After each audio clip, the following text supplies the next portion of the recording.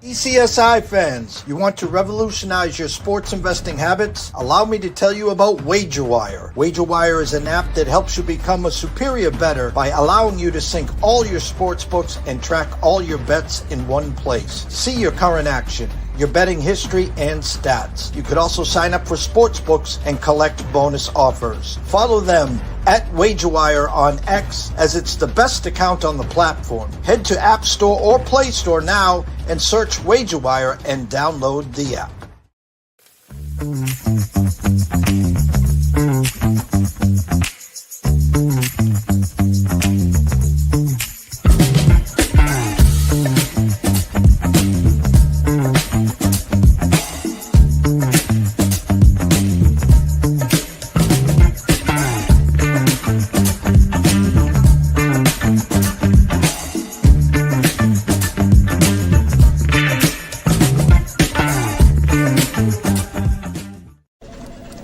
Jared, hey, we're gonna need you to tone it down with the Summer Friday thing, okay?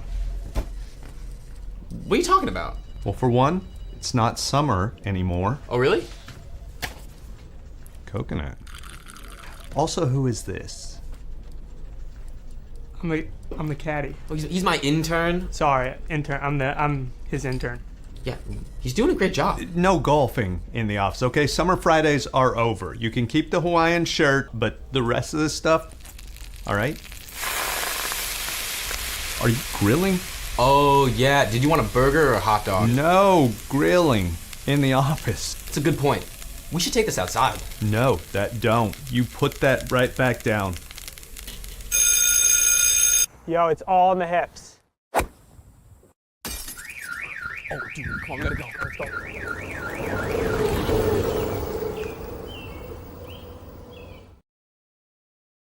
Good morning, sports fans from all around the globe. I am the host, Jeff Dawson, East Coast Sports Investors, and it's the Breakfast Bankroll with Paul Stone at Paul Stone Sports. Go check out his website at paulstonesports.org.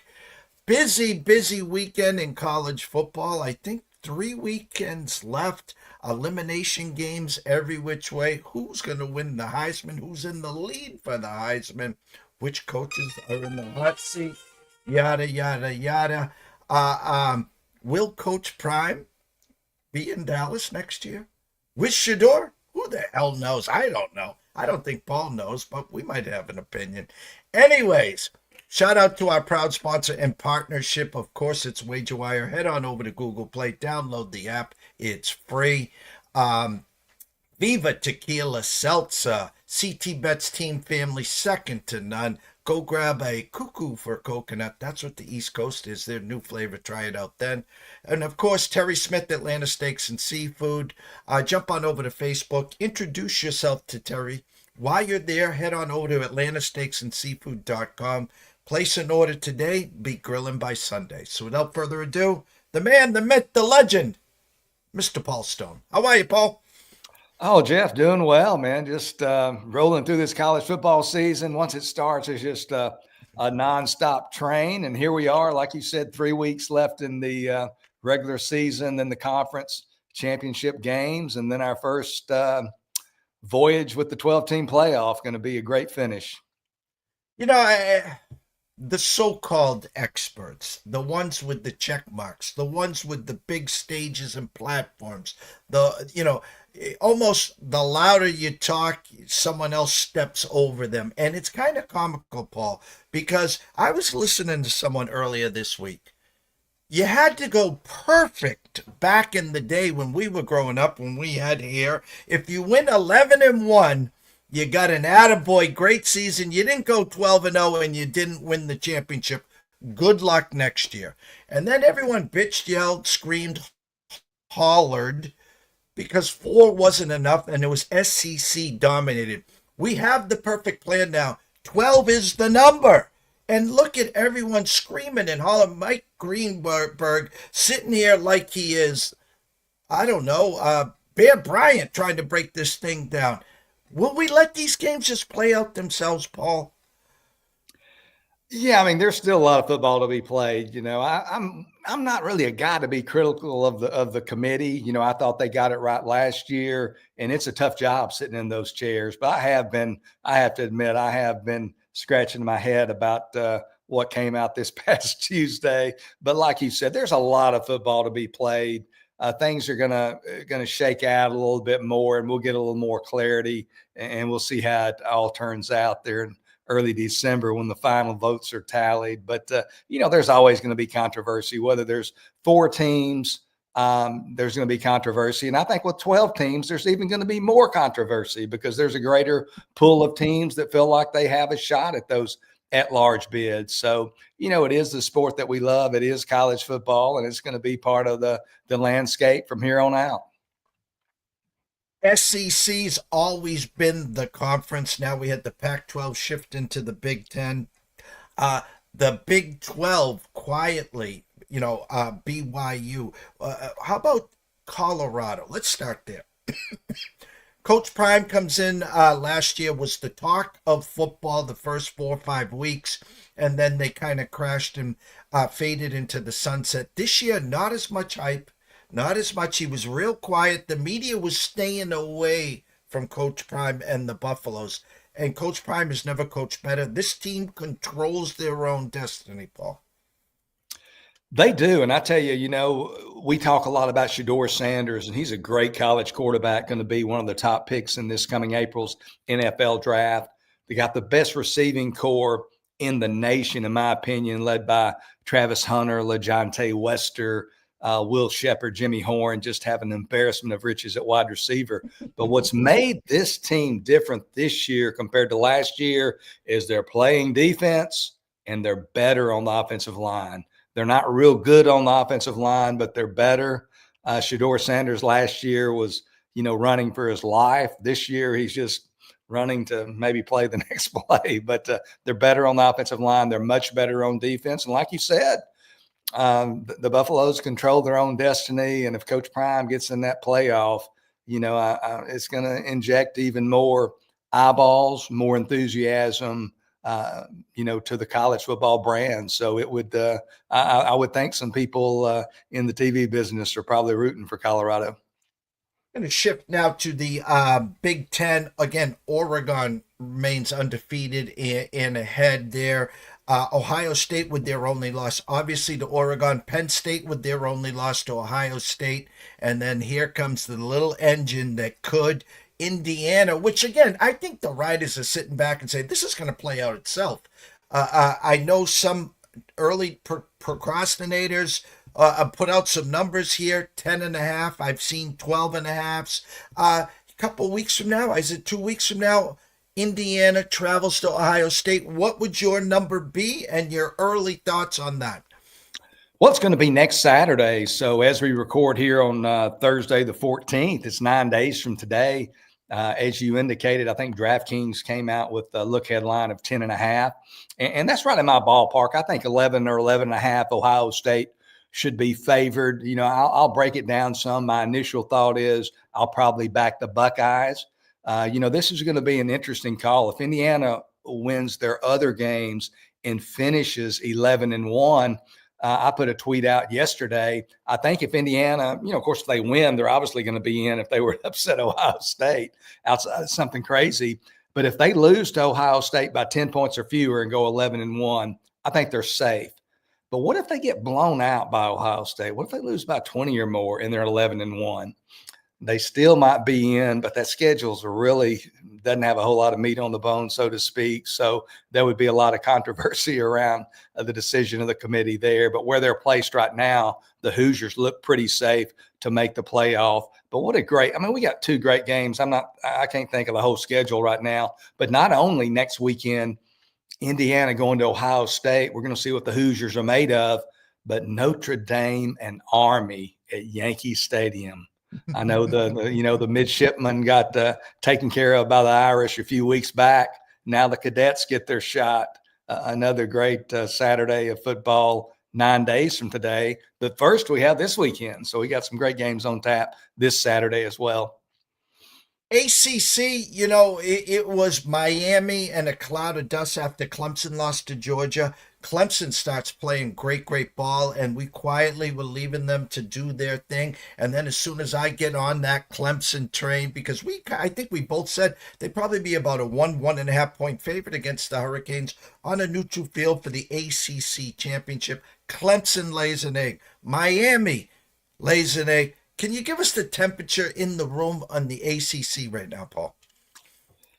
As far as the playoff, I think they might be, a one bid league. They're either going to be a one bid or a two bid league just off the top of my head here. Miami's obviously been dodging bullets for most of the last month and a half.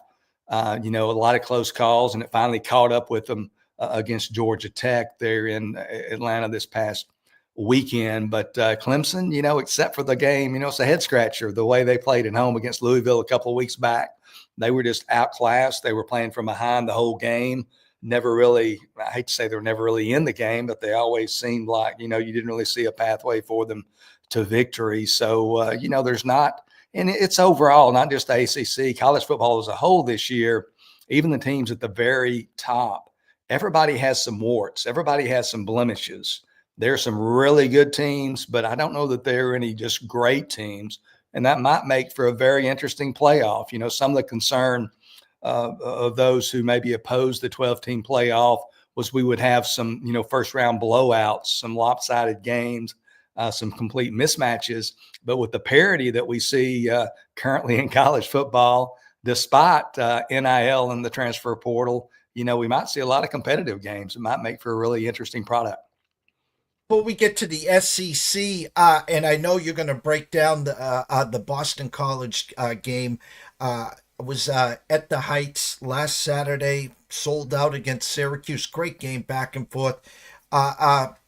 Coach Bill O'Brien pulls Castellanos, kind of trying to set a tone, I guess. I'm not saying he lost the locker room.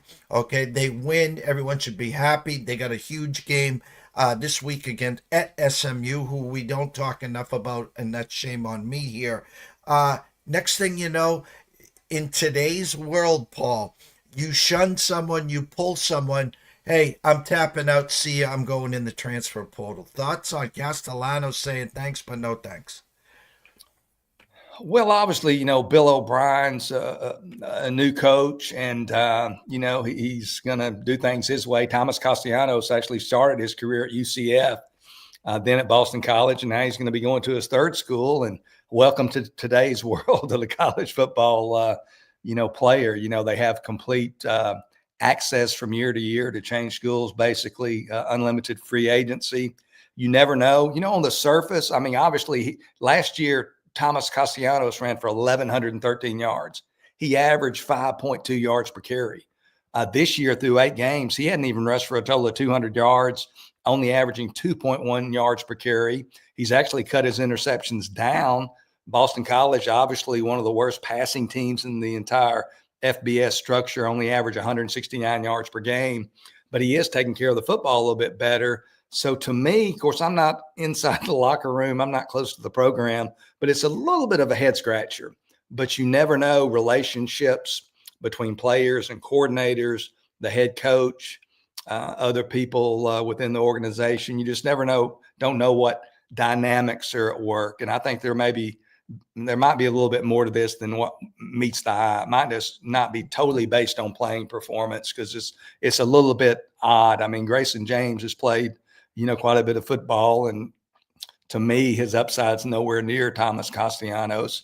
No disservice to him. That's just my opinion. So it's a little bit odd, but, they can go one of two ways here. They can galvanize and get behind their new quarterback, and at least for one game, put out a supreme effort, or maybe they'll, rein it in and not be happy and kind of just ride out the string here. And the BC's not the only team. Of course, my Nebraska team, there's a bunch of other teams. You get to that spot in the schedule where you just need one more win, Paul. One more win and you're bowl eligible. Here's BC, 18.5 point underdogs now because of the quarterback change. SMU, a real formidable opponent. Nebraska, Hey, we knew they were 1 year ahead of schedule. I won't even bother you or bore you with that. I'm going to jump into the SEC here. Already the complaints where Texas is here and their strength of schedule. Who have they played other than? And you got the teams with the 2 losses that are starting to bark, and there's a lot of voices out there going to bat for. Look at Georgia's strength of schedule, and they already beat Texas. And how is Texas here? We talked about this early in the show. Thoughts on the SEC, where we're sitting now with the games coming up this weekend? Yes, I mean, it's interesting. You look at the playoff rankings right now. The committee has of the top 5 teams, 4 are from the Big Ten: Oregon, Ohio State, Penn State, and Indiana.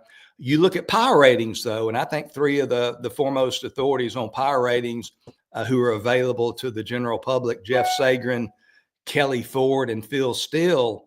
In there, 2 of them in their top 5. They have 4 SEC teams. The other one in their top 6 has 4 SEC teams. And they're not so, whereas the committee really is looking at that right column, the loss column, because that's an easy sell. It's easy to explain that to the public, when you're explaining why one team got in, one team didn't. Well, they're 1 loss and they've got 2 losses. That's real easy. Doesn't take into account strength of schedule. So it's really a regional to me, as a sports bettor. I don't, I shouldn't say this, but I really don't have any biases. I mean, I went to the University of Texas. I'll bet against them all day long. I don't care. I always said that, if my mom, and I love my mom, my late mother, Dorothy Stone, but if mom was playing Mrs. Smith, our neighbor, and Mrs. Smith was -3, and I made Mrs. Smith a 7-point favorite, I'm taking Mrs. Smith -3. So I hate to be like that, but your wallet's all that counts in this business of 11 to get back 10. So I don't think I'm really biased, but you see, really, it is regionalism. I think people who have a Big Ten background or live in that part of the country probably are backing the Big Ten in this argument, and other people, maybe in the southern part of the country are backing the SEC. I will say that Phil Steele, he's based in Cleveland. Jeff Sagarin, he's in the East, went to MIT. So those are guys with more of a northern tilt, but their power ratings suggest the SEC, is the strongest conference. And I think they are. I mean, the difference is in the Big Ten, you've got those 4 teams, and then you kind of got the other 12. You don't have that many losable games. Obviously, in the SEC, when you look at teams like Vanderbilt beating Alabama, who on a given day might be the best team in the country. Vanderbilt's the 2nd division SEC team, basically. And so it's the depth of the league, the fact that every weekend is a battle. But again, that's the beauty of college football. It's what frustrates us, but it's what we love about the sport as well. There's always going to be debate. There's always going to be difference of opinion. And a lot of it is based on the fact that a lot of these teams don't play one another. There's a disparity in strength of schedule and those types of factors. But as you indicated earlier, there's still a lot of games to be played. 3 weekends might not sound like a lot, but things are going to happen these next few weeks. And I just hope it's a little bit clear and we get a field that most people will be comfortable with. More questions before we take a quick break and get your suggestions for the weekend.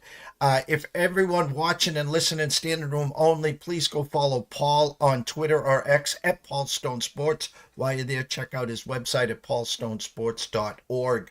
I'm going to stick with Alabama. I'm going to stick with Jalen Milroe. And he, I was sitting there and my phone was blowing up because if I'm a defensive coordinator and I allowed 4 touchdowns to Jalen Milroe last year, and I had a week to prepare, an extra week to prepare for a home game at Death Valley at 7:30 where this crowd is electric, and I saw Jalen Milroe do the same thing. I mean, that was the Jalen Milroe Alabama team that no one wants to get in front of come the rest of the year.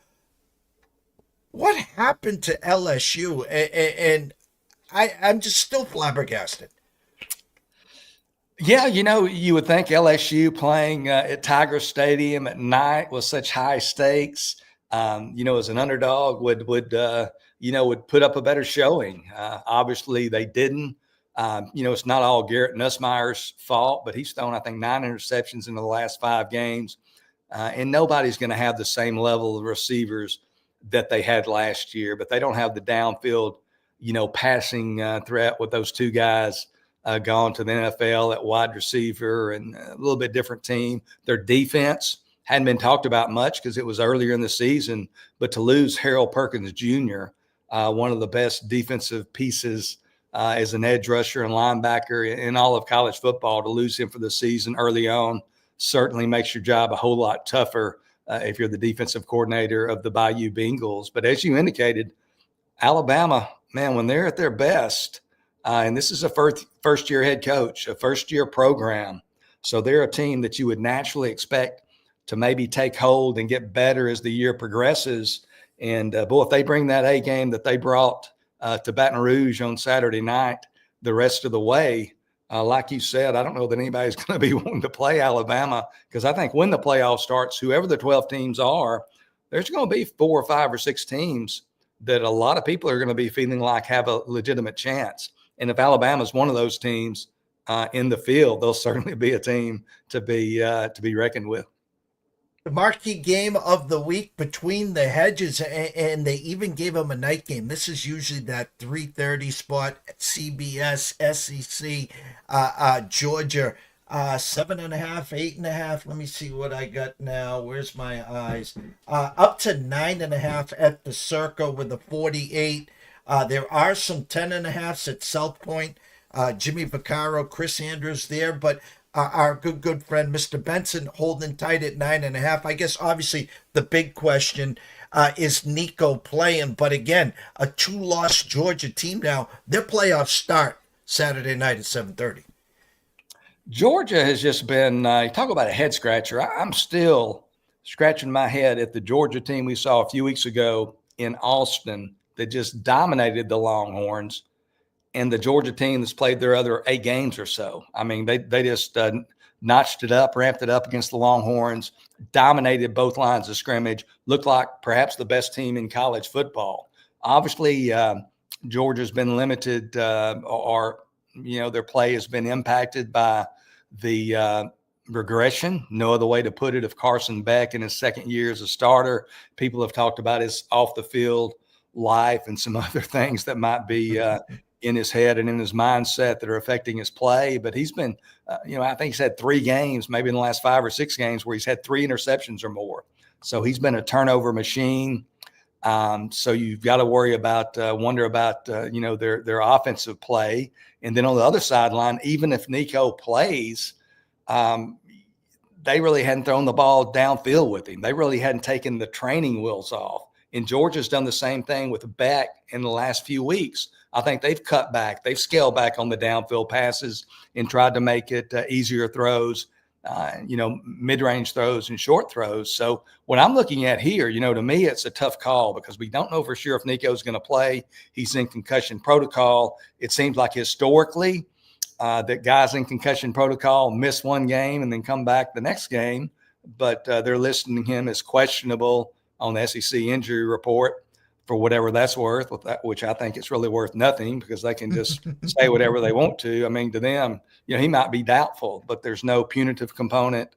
There's no definition, I don't think, of the different injury statuses. So it doesn't really matter. I think it confuses things on our end of the spectrum than clarifies things. So I'm not a big fan of these injury reports. I kind of lean towards him not playing, but the way that both of these quarterbacks are not really dialed in on the downfield passing game, and as good as both these defenses are, with that total around 48, I really lean more towards the under 48 here. I think we're going to see a knock 'em, rock 'em, sock 'em type football game, first 1 to 24 wins. And I was listening to VEASAN last night, and Brad Powers was on, and he was talking about one of his plays probably will be the Tennessee team total under there. So it'll be interesting to see if they give you that 17 and a half there. I think it was at 17 and a half. maybe they can call up Peyton Manning. Maybe he's got one game left, and then they could use him there. And you talked about the losses. Talked about the LSU. They lose, obviously, Malik Neighbors and Brian Thomas. Having a hard time filling those shoes. And, of course, here, Georgia loses the generational tight end with Bowers and, of course, Ladd McConkey. So they've had some struggles there. Noah, we're going to go to a quick commercial break. When we come back, Paul Stone's going to take the stage and give out his selections for the weekend. We'll be right back. Jared, hey, we're going to need you to tone it down with the Summer Friday thing, okay? What are you talking about? Well, for one, it's not summer anymore. Oh, really? Coconut. Also, who is this? I'm the caddy. Oh, he's my intern. Sorry, intern. I'm his intern. Yeah, he's doing a great job. No golfing in the office, okay? Summer Fridays are over. You can keep the Hawaiian shirt, but the rest of this stuff, all right? Are you grilling? Oh, yeah. Did you want a burger or a hot dog? No, grilling in the office. It's a good point. We should take this outside. No, that don't. You put that right back down. Yo, it's all in the hips. Oh, dude, come on, we gotta go. Let's go.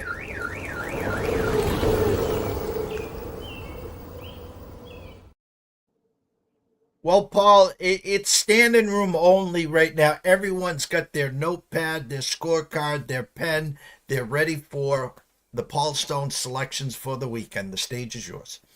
All righty. Well, I'm going to go with 3 underdogs this week, Jeff. 2 of them are going to be small dogs that you can, lap dogs you can have on your lap. And the other one's going to be a larger dog. So you probably don't want the big dog on your lap. But we're going to start in, I know everybody this weekend is going to be excited about that Sun Belt Conference. So we're going to start with the Sun Belt clash between Old Dominion and James Madison. James Madison currently a 3-point favorite on the road there in Norfolk against Old Dominion. And, although the results have not been all that impressive in terms of wins and losses, I think Old Dominion head coach Ricky Ronnie, who's now in his 5th season there at Old Dominion, I think he's done a good job there. This is a program that, since coming to the FBS level, they faced some challenges that all schools face making that move up from FCS. But they usually exceed expectations. And Ronnie's the former offensive coordinator at Penn State to kind of lay out his background. But this year, the Monarchs typically kind of where they get picked. They were picked to finish 6th this season in the 7-team Sun Belt Eastern Division. But here we are in mid-November. They're tied for 2nd at 3-2, along with James Madison, just 1 game behind co-leaders Georgia Southern and Marshall. Ronnie and Old Dominion, they are at their best in the role of underdog. They've covered 13 of their last 17 as an underdog since the start of 2022. And get this, since the beginning of last season, the 2023 season, Old Dominion's won 7 games outright as the betting underdog. That includes 3 games this year outright as the dog, defeating Bowling Green as a 10-point underdog outright, Texas State as a 10-point underdog outright, and then Georgia State. Old Dominion coming off its 2nd bye of the season, so they get a little opportunity to heal those bumps and bruises. James Madison, meanwhile, they've dropped their last 2 road games. They were a favorite in both those, double-digit favorite actually in both. Lost at Louisiana Monroe a few weeks back, and then subsequent to that, they lose at Georgia Southern. I like Old Dominion +3. I think the Monarchs not only cover the spread, but get the outright victories Saturday in Norfolk. We're now going to go west. We're going to head out to Arizona, Tucson, Arizona, Big 12 game, the Houston Cougars taking on Arizona. Arizona currently favored by 1.5 points in this clash against Houston. These are 2 teams, Jeff, in my opinion, they are going in totally opposite directions. First of all, taking a look at Arizona, this was a team that was picked in the preseason, the media poll there in Vegas in July, to finish 5th in the extremely balanced Big 12. Wildcats actually got 3 first-place votes, so they were a team that many felt would contend for the Big 12 title. They were ranked 21st in the preseason polls, both the AP and the coaches poll. So Brent Brennan's first season as head coach there in Tucson has been extremely disappointing, and that might be putting it mildly. The Wildcats entering this game against Houston on Saturday, 3-6 on the season, more than likely not going to qualify for a bowl game. And they come into this game really struggling. They have failed to cover and lost their last 5 games. They've not only failed to cover those last 5 games and lost them, they failed to cover by an average of 22 points a game these last 5. All of those non-covers by double digits. So they hadn't even been in the ballpark. Meanwhile, this Houston team, after starting slowly, they've rebounded nicely. They've won 4 of their last 5 games. That includes back-to-back victories over Utah and Kansas State. The Cougars' resurgence kind of started when they replaced former starter Donovan Smith, quarterback, with Zion Chris, who came over from Louisiana Lafayette in the offseason. Chris has done a fine job. And a lot of people who don't have Texas, Louisiana backgrounds might not be intimately familiar with Willie Fritz as a head coach, but this guy, he's a little bit older in his upper 50s, but this guy can coach. I mean, he is an old-timey football coach. Houston is getting better. They are ascending, improving week to week. I think Arizona is just merely playing out the string. Give me Houston plus 1.5 over Arizona. Then we're going to go down the road from where I am to SMU there in University Park on the edge of Highland Park. SMU will be hosting Boston College on Saturday in an ACC game. Boston College comes in as an 18.5-point underdog. First of all, as you mentioned, we talked about earlier, Boston College has been in the college football news cycle, probably for reasons that they would rather not be in the cycle for, but their starting quarterback, Thomas Castellanos, as we said, he gets benched in favor of Grayson James for this game.